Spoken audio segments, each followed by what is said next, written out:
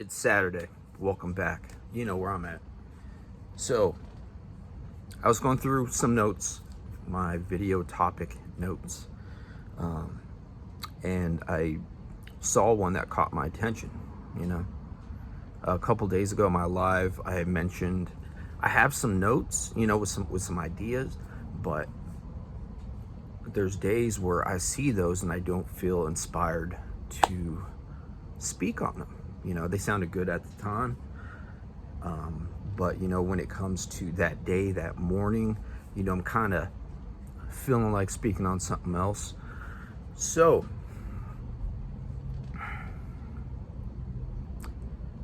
this one caught my attention, for many reasons.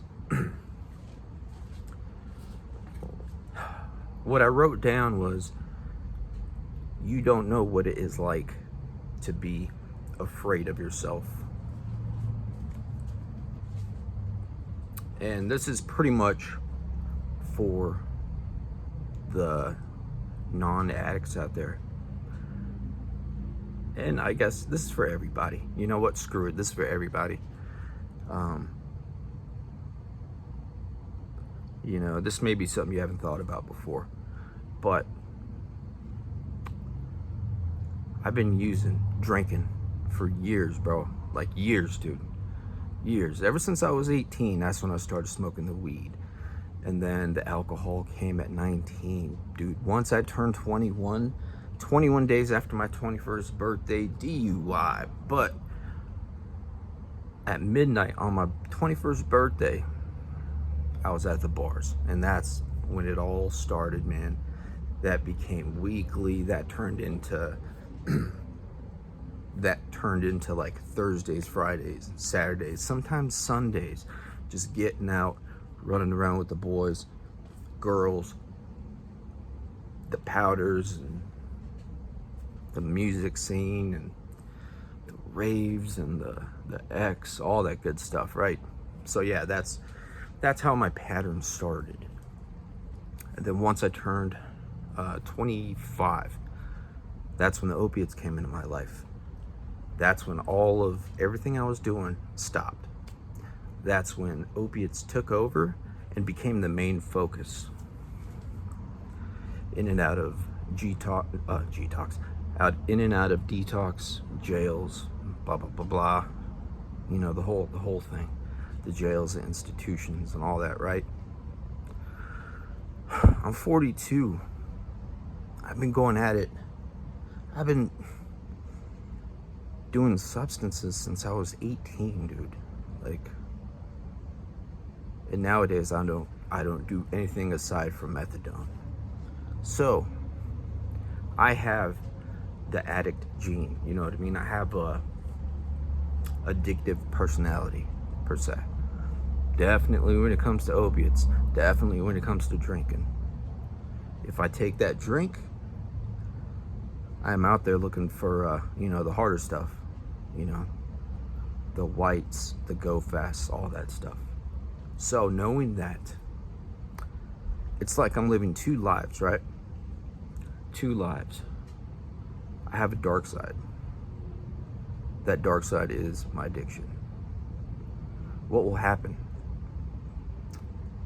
if I decide to act on one of the random crazy thoughts that we get? Like, damn, it's nice outside.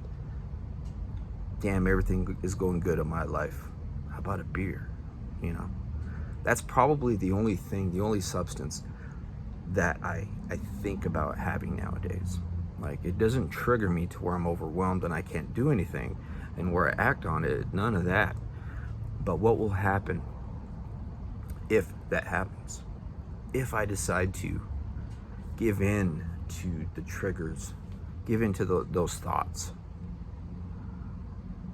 if I don't utilize any coping mechanisms, if I don't pick up that phone, if I don't send that text message, because I never have.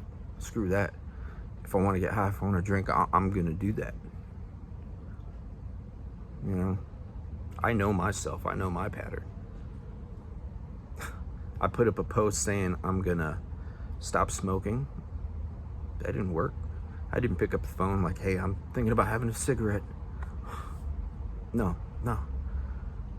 I found a little cigarette roach in the back, smoked the hell out of that. Not the biggest deal, but you know, it's a shot to the ego. And you know, it is what it is, man. You know, that's something that I'm gonna have to deal with and tackle in a different way instead of going cold turkey. I could have. I went to day 3, but it was too overwhelming, let's just say, right? It was more physical than I thought. The cravings were getting stronger, you know? Usually by day 2, that's usually, I don't know how nicotine withdrawal goes, but usually by day 2 or 3, that is usually the halfway point. So, knowing all of that, right? Coffee.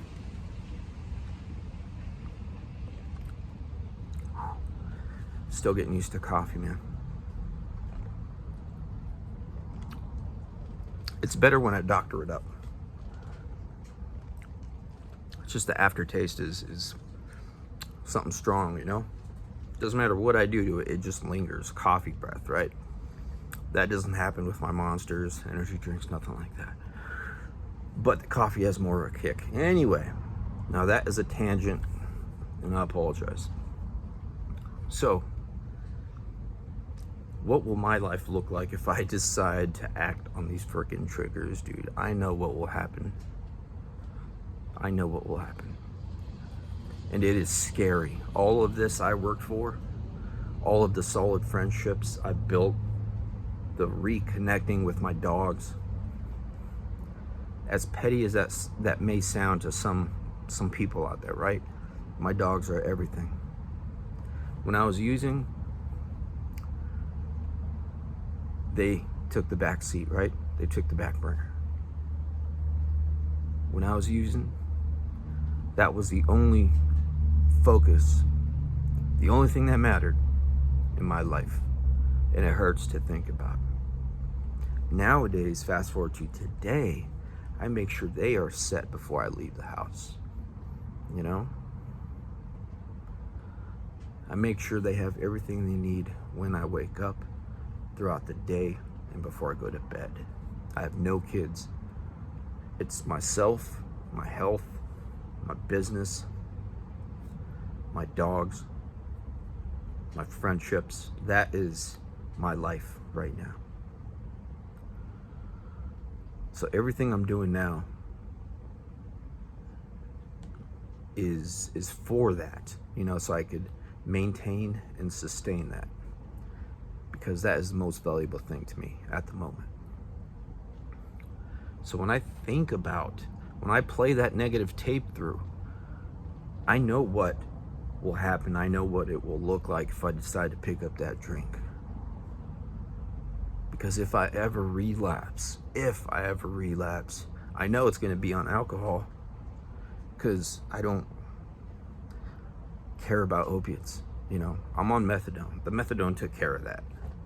You know, it's weird, but I know what it will look like. I know what it will happen if I decide to pick up that drink.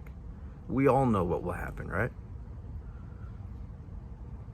That is what I mean by you do not know what it is like to be scared of yourself. When I look in the mirror, I sometimes see, I'm still myself, right? But I still see and acknowledge, you know, my past. If you ever want to make a change in your life, look in the mirror. If you are not satisfied with what you see, that's all the motivation you need, right? I hate using the word motivation, but that is all the motivation, inspiration that you need to make whatever change necessary. You know, and I'm doing that. Been working out, all the good stuff, eating better. Still on the energy drink, still smoking, but fuck it, right? I'm getting there. So, it's a scary thought. It's a scary feeling. to be afraid of yourself.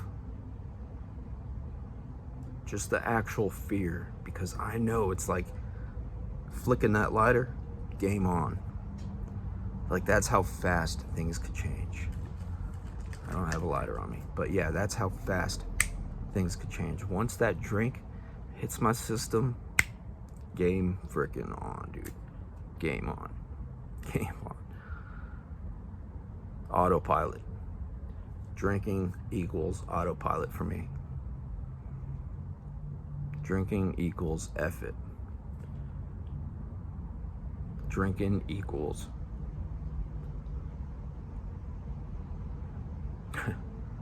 yayo, you know what I mean? Etc., etc., etc. Legal problems, health issues, damaged relationships, stress on the family, relapsing with a head full of recovery. That is one of the worst feelings and state of minds I ever experienced. So yeah, in a way, I'm scared the hell out of myself. I don't fear much, but I do fear myself in active addiction. It's not a game. Thanks for listening.